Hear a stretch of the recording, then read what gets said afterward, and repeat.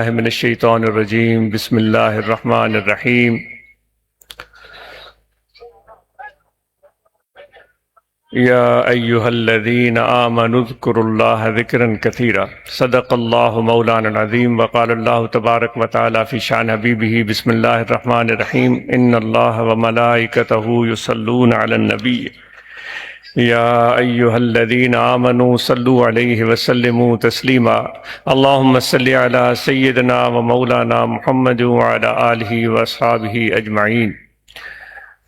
معزز سامعین، آج ہم سب یہاں جمع ہوئے ہیں، قریب سے بھی دور سے بھی، اور یہ بابرکت مہینہ رمضان بھی چل رہا ہے۔ اس حالت روزہ میں آپ دوستوں نے کچھ دوستوں نے صبح سویرے رات کو یہاں پہنچ کر شمولیت اختیار کی، اور کچھ دوست بعد میں تشریف لائے۔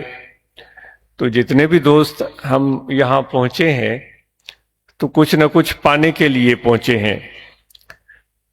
کوئی بلا وجہ بلا مقصد سفر اختیار نہیں کرتا، اور یہاں ہم سب جو جمع ہوئے ہیں، وہ جو مرکز ہمارے توجہ کا ہے وہ اللہ تعالیٰ کی ذات ہے، اللہ تعالیٰ کا ذکر ہے، جو کہ ہمیں مشائخ نقشبند کی تعلیمات سے، ان کی صحبت سے میسر ہوا ہے۔ اللہ تبارک و تعالیٰ تو ہر جگہ پر موجود ہے، ہر انسان، ہر بندہ خدا کی نظروں سے دور نہیں ہے، لیکن ہم جو سفر کر کے مشقتیں کر کے یہاں پہنچے ہیں، تو ہم اللہ تبارک و تعالیٰ کے ذکر کو بھی ذہن میں رکھے ہوئے آئے ہیں، اس کے نام کو، اس کی ذات کو، پھر ماہ سیام کو ذہن میں رکھ کر یہاں پہنچے ہیں۔ تو کوئی ایک اجر بھی ہوگا جو ہم چاہتے ہوں گے، کوئی نتیجہ، کوئی فائدہ وہ ضرور ہوگا جو ہم چاہتے ہوں گے۔ سینکڑوں لوگ یہاں بیٹھے ہوئے ہیں، اس متعلق ہر دوست کی اپنی اپنی رائے ہو سکتی ہے، اور پھر دنیا میں صبح و شام ہم رہتے ہیں، ہمیں کبھی خوشی ملتی ہے، کبھی غم ملتا ہے، کبھی کامیابی ملتی ہے، کبھی ناکامی ملتی ہے، کبھی پیار ملتا ہے، کبھی نفرت ملتی ہے۔ دنیا میں یہ تجربے ہر انسان کو ہر وقت ہوتے رہتے ہیں۔ تو ان وجوہات کی بنیاد پر ہم کبھی ہر وقت کچھ نہ کچھ چاہ رہے ہوتے ہیں، بھئی مجھے دھوکہ مل گیا، مجھے میرا واسطہ کسی وفادار سے نہیں بے وفا سے پڑا، میرے دوست نے میرے اعتماد کو توڑ دیا۔ اب وہ حقیقت، سچائی اس میں کیا ہوتی ہے،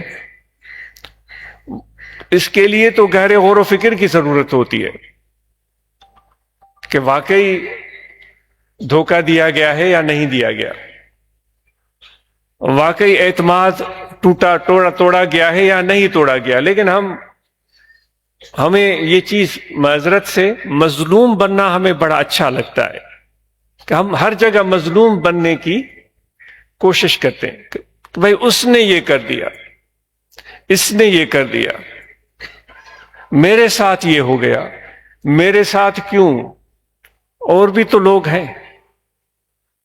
تو آج چلو یہ ہم عہد کر لیتے ہیں، میں تو ضرور کروں گا کہ مظلومیت کا ڈھونگ ہم نہیں رچائیں گے اپنے آپ کو، کیونکہ بھٹائی صاحب فرماتے ہیں نا کہ اچو سورن واریوں کیوں سور پچار، کنی تھورا کنی گھڑا کانھے کا سورن دھار۔ یعنی کہ مظلومیت کی پچار اگر کرے تو پھر سب عالم انسانیت کرے، کیونکہ بھٹائی صاحب کے کہنے کے مطابق غم تو سب کو پہنچ رہے ہیں، پھر تو سب انسان جتنے بھی ہیں، اگر ہم مظلوم بننے کا ڈھونگ کرنا ڈھونگ چھوڑ دیں، مظلوم سمجھتے ہیں اپنے آپ کو، تو پھر پوری عالم انسانیت مل جل کر بیٹھے کہ بھئی ہم مظلوم ہیں۔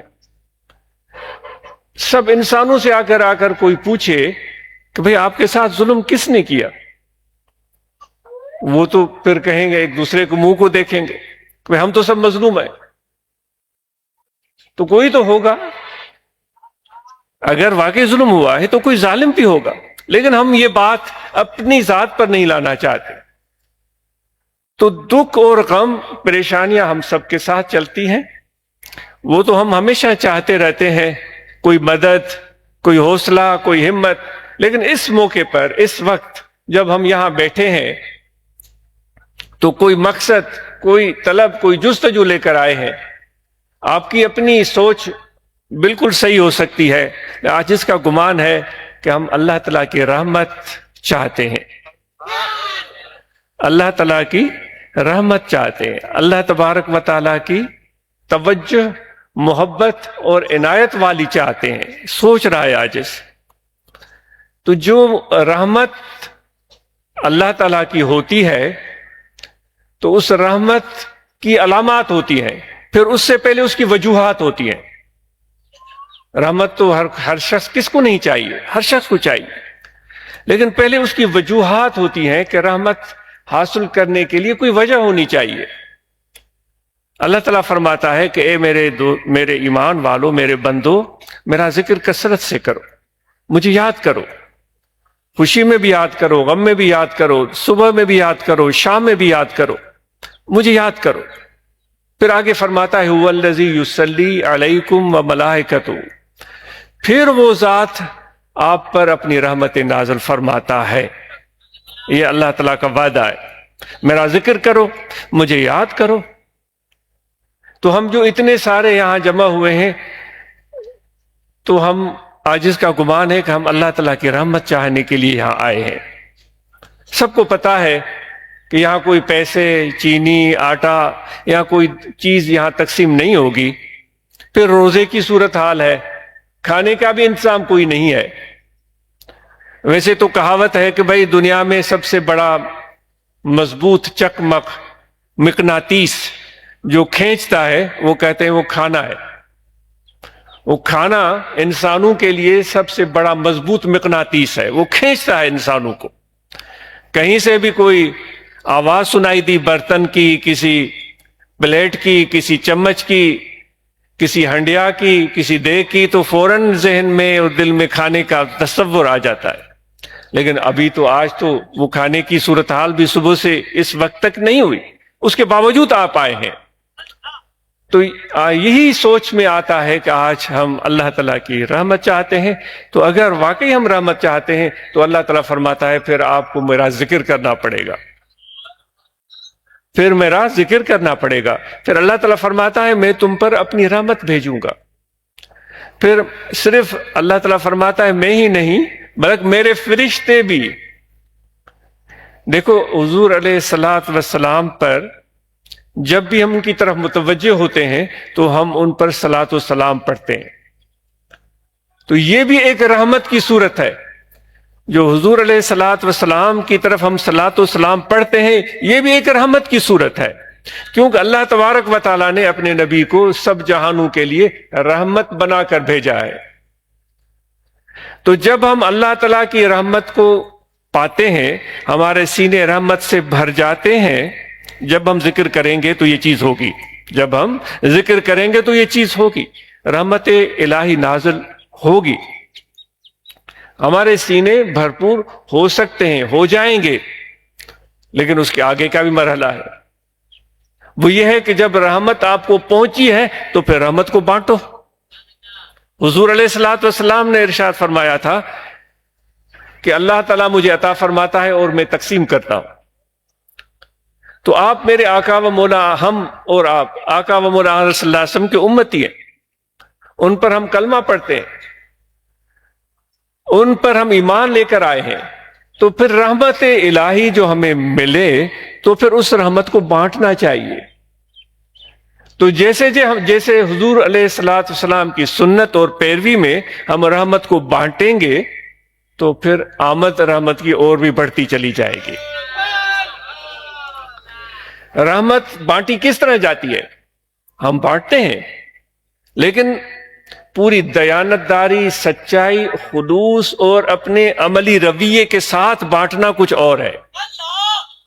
جیسے ہمیں حضور علیہ الصلوۃ والسلام نے سکھایا کہ جب ایک دوسرے سے ملو تو سلام کی صورت میں ابتدا کرو، السلام علیکم، تم پر اللہ تعالیٰ کی رحمت ہو۔ دیکھیں شروعات ہی ملاقات کی رحمت سے ہو رہی ہے۔ اب جب ہم اپنی ملاقات کی شروعات رحمت سے کر رہے ہیں تو پھر دل کے اندر بھی اس کی حقیقت موجود ہونی چاہیے۔ ایسا نہ ہو کہ زبان سے ہم رحمت کے الفاظ ادا کر رہے ہوں لیکن دل ہمارا محبت سے خالی ہو، رأفت سے خالی ہو، رحمت سے خالی ہو، بلکہ نفرت سے بڑا ہوا ہو۔ تو یہ چیز تو اللہ تعالیٰ معاف کرے، پھر تو نفاق ہو جاتا ہے۔ یعنی ظاہری طور پر وہ رحمتوں کی بات کر رہا ہے لیکن دل کے اندر اس نے رحمت نہیں رکھی ہوئی، اس نے نفرت رکھی ہوئی ہے۔ تو اے ذکر والو، ہم اور آپ جب ذکر کرتے ہیں تو اس لیے ذکر کرتے ہیں کہ صرف زبان پر سلام کا لفظ نہ ہو، بلکہ رحمت کی جو حقیقت ہے، وہ جو پیغام ہے اور جو ایک اس کا افشا ہے، لوگوں کی طرف اس کو پھیلانا اور بڑھانا، اس کا اثر دل میں موجود ہونا چاہیے۔ سچی بات ہے، جب اس طرح آپ سلام رحمت کے احساس کے ساتھ کریں گے تو اس سلام کا اجر ہی کچھ اور ہے، اس سلام کا مزہ ہی کچھ اور ہے، اس سلام کے پیچھے جو سکون ملتا ہے وہی نشانی ہے اس چیز کی کہ واقعی آپ پر اللہ تعالیٰ کی رحمت کا نزول ہو گیا ہے۔ الا بذکر اللہ تطمئن القلوب، آگاہ ہو جاؤ، اللہ تعالیٰ کے ذکر سے دلوں کو اطمینان ملتا ہے۔ تو ہم ذرا ٹٹولیں، ہم سمجھ رہے ہیں کہ ہم ذکر کرتے ہیں، عاجز کا یہ گمان ہے کہ ہم سب سمجھ رہے ہیں کہ ہم ذکر کرتے ہیں، ہم کل بھی ذکر کرتے ہیں، ہم مراقبہ کرتے ہیں، ہم ذکر والوں کے ساتھ بیٹھتے ہیں۔ تو پھر سوال ہے کہ جب ذکر کرتے ہیں تو ذکر کی علامت اللہ تعالیٰ نے بیان کی ہے کہ اطمینان ہوگا، تو ہمارے دلوں میں اطمینان ہے؟ کیا ہمارے دلوں میں اطمینان ہے؟ کیا ہمارے دلوں میں شکر گزاری کا احساس ہے؟ اگر اطمینان اور شکر گزاری کا احساس نہیں ہے تو پھر رحمت کے الفاظ تو ہیں لیکن رحمت کی حقیقت اور رحمت کی علامت نہیں ہے۔ تو اس لیے ہم اس رحمت کو پانے کے لیے آج اس بابرکت مہینے میں اس کا پہلا عشرہ بھی رحمت ہے، رمضان المبارک کا پہلا عشرہ ہے بھی رحمت، بخشش، مغفرت۔ تو ہم یہاں جب آئے ہیں تو آج ہم یہ ذرا تھوڑا سا رمضان کے دنوں میں یہ مشق شروع کر دیں کہ اللہ تعالیٰ کی رحمت کو حصول حضور علیہ السلام کے فیض کا حصول، فیض بھی رحمت ہی ہے، فیض بھی رحمت ہی ہے، جس کو ہم یہ کہتے ہیں کہ مرشد کے سینے سے حضور علیہ السلام کا فیض ہمیں میسر ہوا، ہمیں ملا۔ تو اس مہینے میں جب ہم یہ کوشش شروع کریں گے تو پھر یقین جانیے ذکر کا جو کام ہے وہ پائے تکمیل کو پہنچ سکتا ہے، وہ ذکر کا جو عمل ہے وہ مکمل ہو جائے گا، ورنہ تو یہ ذکر کا جو عمل ہے یہ ادھورا رہ جائے گا۔ تو آئیے ہم یہ پکا عزم کریں اور پکا ارادہ کریں کہ جس سے بھی ہم ملیں اس کے لیے جب سلام کے الفاظ بولیں تو دل کی گہرائیوں سے بولیں، چہرے پر مسکراہٹ ہو، دل میں طمانینت ہو، دل میں عجز ہو، انکساری ہو۔ اگر کوئی پیار دے، اگر کوئی میری تعریف کرے، اگر کوئی میری مدد کرے تو میں سراپا شکر گزاری کا احساس بن جاؤں، سر سے لے کر پاؤں کے ناخن تک میرے اندر شکر گزاری کا احساس ہو، میرے روئیں روئیں سے، میرے بال بال سے اللہ تعالیٰ کی اس نعمت کی شکر گزاری کا احساس نکلنا شروع ہو جائے۔ یہ ایک لائف سٹائل ہے دوستو، اس کی آپ کو دعوت دی جا رہی ہے، یہ زندگی گزارنے کا ایک سلیقہ ہے۔ اس بھاگم دوڑ کی زندگی میں ہم ان اہم بنیادی چیزوں کو بھول گئے ہیں، اور پھر یہ اس لیے بھی کہا جا رہا ہے کہ ہم طریقت سے کے پلیٹ فارم سے بول رہے ہیں، طریقہ عالیہ نقش بندی کے پلیٹ فارم سے بول رہے ہیں۔ تو یہ ایک لذت، یہ ایک مزہ، یہ لطف ہم اور آپ اس بابرکت مہینے میں پا کر دیکھیں۔ یقین جانیے یہ درخت ہیں، میں ان درختوں کو بڑی دلچسپی شوق سے دیکھتا رہا، کیونکہ یہاں کافی وقت گزارا ہے، ان درختوں کے سائے تلے بیٹھے ہیں، ان درختوں کو دیکھا ہے۔ وہ درخت ہو یا نہ ہو لیکن ابھی بھی درخت ہیں۔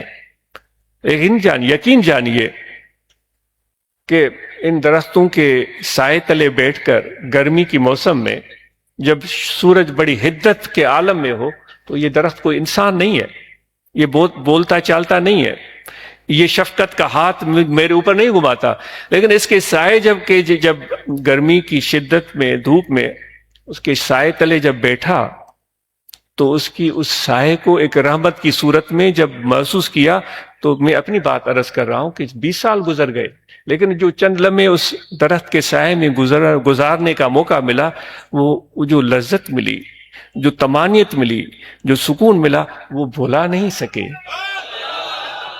وہ درخت شاید کٹ گیا ہو، اجڑ گیا ہو، کیونکہ ہم لوگ بڑے کٹھور دل ہیں کہ ان درختوں کو بے درے کاٹتے ہیں، لیکن اس نے جو اپنے اوپر دھوپ برداشت کر کے مجھے سکون اور طمانیت پہنچائی، وہ احساس ابھی تک ہے۔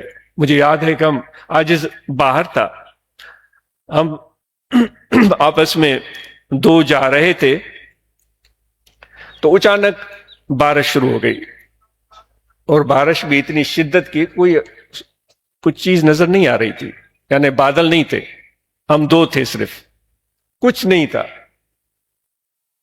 تو ہمیں توقع ہی نہیں تھی بارش ہوگی، اور گھر سے ہم دور تھے، ایسے سمجھے 2 کلومیٹر 1.5 کلومیٹر ہم واک کرنے دور تک چلے گئے۔ جب شدید بارش ہوئی تو ہم پریشان ہو گئے، حالانکہ وہ ایک ترقی یافتہ بڑا زبردست شہر تھا۔ تو اب ہمیں سائے کی تلاش شروع ہوئی کہ اپنے آپ کو، اتفاق سے وہاں چھتری ہوتی ہے لیکن چھتری بھی نہیں تھی، تو ہم آدھا کلومیٹر 1 کلومیٹر دوڑتے رہے کہ اس موسلا دھار بارش میں ہمیں کوئی ایسا سایہ ملے کہ جس کے نیچے ٹھنڈا علاقہ، سردی کا احساس، تیز بارش اور نامکمل، یعنی سردی سے بچنے کا نامکمل لباس، کوئی جیکٹ یا کوٹ کچھ نہیں۔ ہم بھاگتے رہے، بے دریغ بھاگتے رہے، پھر ہمیں کوئی ایک دکان نظر آئی، اس دکان کے سامنے چھوٹا سا ایک شیڈ لگا ہوا تھا، اس کے نیچے کھڑے ہو گئے۔ سچ پوچھیے ہم دل کھول کر مسکرائے اور ہنسے کہ بھائی کتنی ہمیں یہ اہم چیز مل گئی، یہ تو نعمت غیر مترقبہ محسوس ہوئی۔ تو دوستو یہ چیزیں اگر کسی کے ساتھ ویٹھے جنی وٹ کوڑے تھین قرار، ویٹھے جنی وٹ، وہ قرار ہے کیا؟ وہ کوئی 5000 کا نوٹ ہے؟ بٹائی صاحب فرماتے ہیں ویٹھے جنی وٹ کوڑے تھین قرار، دھڑی کر مدھار پاڑو تن پرن کا۔ وہ قرار ہے کیا؟ وہ قرار کوئی دولت یا پیسے یا بینک بیلنس یا موٹر سائیکل کار کا نام نہیں ہے۔ وہ کار لے کر دیکھا ہے بھائی، کار لینے کے بعد سر میں درد ہو جاتا ہے، کبھی اس کی بریک خراب ہے، کبھی اس میں آئل ڈالو، کبھی وہ باہر سے مٹی اس پر چڑھ گئی، کبھی اندر سے خراب ہو گئی۔ عاجز کار لینے سے آپ کو روکتا نہیں، وہ ضرورت ہے انسان کی، لیکن ہم سوچتے ہیں کہ بڑی اچھی گاڑی ہوگی تو پھر قرار ہی قرار ہوگا۔ وہ بھٹائی صاحب جو کہہ رہے ہیں کہ جن کے پاس بیٹھ کر وہ کسی کا نام نہیں لے رہے کہ بھائی کوئی سفید ریش ہو، کوئی امامہ باندھے ہوئے شخص ہو، کوئی بڑا جبہ پہن کر کوئی بندہ ملے آپ کو، کوئی علامت نہیں بتا رہے، کوئی چیز نہیں بتا رہے، اس کا چہرہ ایسا ہو، اس کی آنکھیں، کچھ نہیں کر رہے۔ وہ کہہ رہے ہیں جن کے پاس بیٹھ کر تجھے قرار ملے، وہ تیرے دل کے اندر طمانیت آ جائے۔ اور اللہ تعالیٰ بھی فرماتا ہے کہ جو میرا ذکر کرے گا نا تو اس کو طمانیت ملے گی۔ وہ بٹائی صاحب کہتا ہے کہ پھر اے میرے پروردگار مجھے اس کے سائے سے بھی دور نہ کرنا، یعنی میں اس کے سائے میں ہی رہوں، ہاں میں اس کے سائے میں ہی رہوں۔ تو یہ رحمت کا مہینہ ہے، تو یہ درخت ہمیں سبق دے رہے ہیں۔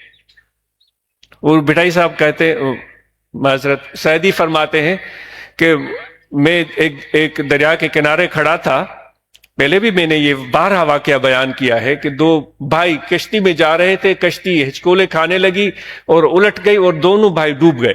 ایک بندہ کنارے کھڑا تھا، اس نے آؤ دیکھا نہ تھا، اس نے چھلانگ لگائی، اندر گیا اور ایک بھائی کو، دو بھائیوں میں سے ایک کو باہر نکال کے لے آیا اور اس کی جان بچ گئی، اور دوسرا جو تھا وہ ڈوب گیا۔ گلستان کا یہ واقعہ ہے۔ تو کہتے ہیں کہ پھر سعدی کہتا ہے کہ ان سے پوچھا گیا کہ بھائی تم نے اس ادے کو کیوں نکالا، اس کو کیوں نہیں نکالا جو ڈوب کے مر گیا؟ تو وہ سب کی باتیں سنتا رہا۔ پھر آخر میں ہم بہت بولتے ہیں لیکن بولنے سے پہلے کہتے ہیں کہ تھوڑا وقفہ لینا چاہیے، تھوڑا وقفہ لینا چاہیے، تھوڑا سوچنا چاہیے، تھوڑا غور کرنا چاہیے، کیا میری اس گفتگو ضروری ہے یا غیر ضروری ہے؟ اور پھر ہمیں بڑے افسوس کی بات ہے کہ دین آج کل نام ہی بول چال کا ہو گیا ہے، بس بول چال، تقریر، وعظ، بس صرف یہ ہم آتے ہیں، سجاتے ہیں، کھانا بناتے ہیں، کھاتے ہیں، نعرے لگاتے ہیں، اٹھ کر چلے جاتے ہیں، ہم سمجھتے ہیں کہ دین کا حق ادا کر دیا۔ کیا یہ روایت، یہ طریقہ درست ہے؟ میں آپ سے پوچھتا ہوں، کیا یہ درست ہے؟ کیا یہ اللہ تعالیٰ کا یہی طریقہ ہے؟ حضور علیہ الصلوۃ والسلام نے یہ ہمیں سکھایا تھا کہ یہ اس طرح ہم دین کے عامل بن سکتے ہیں؟ تو سعدی نے کہا کہ ان سے پوچھا گیا کہ اس کو نکالا اور اس کو کیوں نہیں نکالا؟ تو سنتا رہا لوگوں کے سوال و جواب۔ آخر میں اس نے کہا کہ بھائی جب میں نے غوطہ لگایا، اندر گیا، تو دونوں بھائی مجھے نظر آئے۔ اب میں ان میں سے کسی ایک کو بھی بچا سکتا تھا، لیکن میں نے اس کو اس لیے بچایا کہ ایک گرم دن تھا اور بڑی گرم جھکڑ چل رہے تھے، میں سخت پیاسا تھا، میں گزرا، اسی گاؤں کا باسی ہوں، تو میں گزرا تو اس بھائی نے مجھے بلا کر، جب مجھے دیکھا مجھے پیاس لگی ہوئی ہے، مجھے چھاؤں میں بٹھایا، مجھے ٹھنڈا پانی پلایا تھا جس کو میں نے باہر نکالا ہے۔ اور جو بھائی اندر ڈوب گیا ہے، اس نے ایک دن بلا وجہ مجھے برا بھلا کہا تھا یا مجھ پر ظلم کیا تھا۔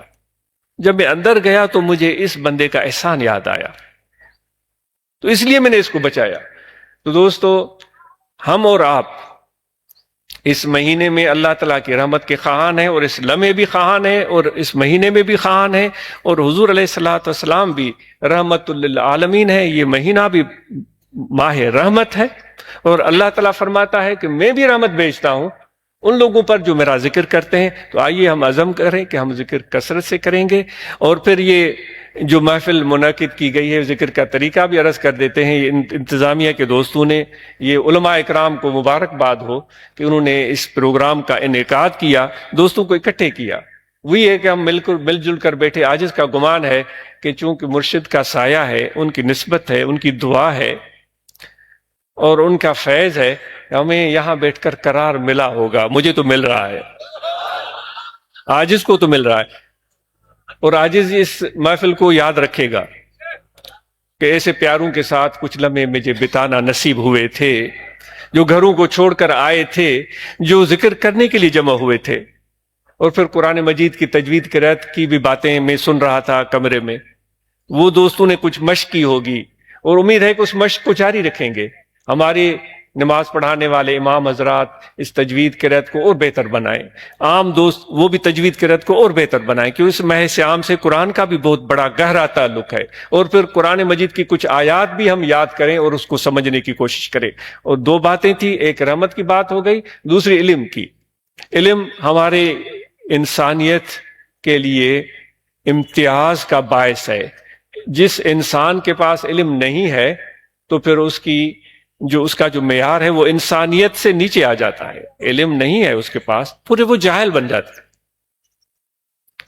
وہ جاہل تو پھر ایک ایسی شخصیت ہوتی ہے جس کو دنیا کا تو پتہ نہیں ہوتا، جس کو ان درختوں کا، اس فضا کا، اس زمین کا، اس کائنات کا، اس کی فوائد کا، اس ثمرات کا، ان کو بہتر بنانے کا اس کو پتہ نہیں ہوتا، اپنے آپ کا بھی پتہ نہیں ہوتا میں کس مرض کی دوا ہوں۔ تو علم آپ اور ہم سب کا وتیرہ ہونا چاہیے، ہمارے بیٹے، ہماری بیٹیاں علم حاصل کریں۔ اور اس لیے علم حاصل کریں تاکہ اپنے آپ کو ہم سمجھ سکیں۔